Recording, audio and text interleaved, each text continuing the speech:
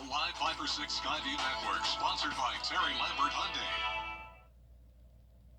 This day started out very foggy, but now we're tracking some rain. Still some fog possible again tonight, but the main story will be the big drop in temperatures that'll happen behind this cold front.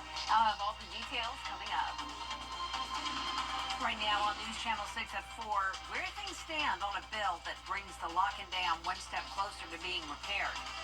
Plus, what a new survey says about just how much more Georgia residents are paying for electricity than customers in other states. And a pre-filed bill that will help libraries get more funding. We'll explain what the bill entails as your News at 4 starts now. Live from Television Park, this is WJBF News Channel 6 at 4.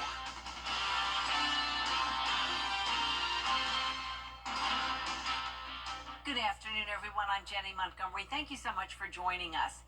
Coverage you can count on begins in Richmond County, where the sheriff's office and coroner are investigating a deadly dog attack. It happened today on Ira Road in Augusta. The victim is identified as 21-year-old Samara Rogers. Investigators say she was attacked by at least one dog while walking down the street. Rogers died at the scene. The man accused of murdering an Army sergeant on post at Fort Eisenhower will remain in federal custody. The Department of Justice making the decision to deny bond at today's hearing. Natravian Landry is accused of killing Andre Stewart Jr. Stewart was active duty, working as a human resource specialist on post. The lock and dam is now one step closer to getting repairs. Last week, the House passed a bill known as the Water Resources Development Act of 2024. The decision comes after years of battles between the Army Corps of Engineers and the cities of Augusta and North Augusta over the structure. The Corps wanted to tear down the structure, but those opposed thought that would lower the water level. The bill calls for a full repair of the lock and dam, a provision that would create a fish passage and requires the pool to be maintained at 114.5 feet. That's the average pool level, but the requirement is causing concerns for the Savannah Riverkeeper. Columbia alone has had 3 500-year floods in just the last couple of years, right? So now we know we have an infrastructure where we're flooding with more water over the next couple of years. We've now set an arbitrary level at this dam that is going to lessen our ability to control from floods. The measure still has to pass the Senate before going to the president's desk. They're expected to vote on the bill before Christmas next week. Tonight, Augusta City leaders will give another public update and hear from residents regarding Hurricane Helene recovery efforts. At a meeting last night, officials announced the city's on track to meet the FEMA deadline for 100% reimbursement.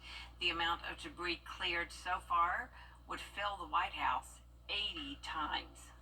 We still have millions of cubic yards to pick up. This is just debris that's in the right-of-way.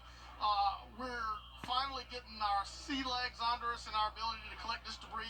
There's still some areas that haven't received their first pass, but within the next week or so, we hope to have that accomplished. Tonight's community meeting is at 6 o'clock in the Beasley Room at the Municipal Building. Columbia County Commissioners are not moving forward with their consolidation and incorporation plan. That decision was made at last night's meeting.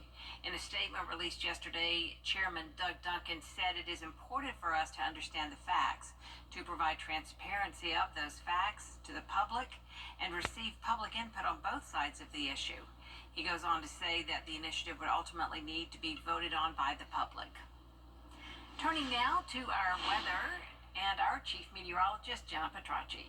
Well, Warm Jenny, today. it was foggy and very warm today for sure, but we do have a cold front approaching us, and that's why we're now starting to see some pop-up showers.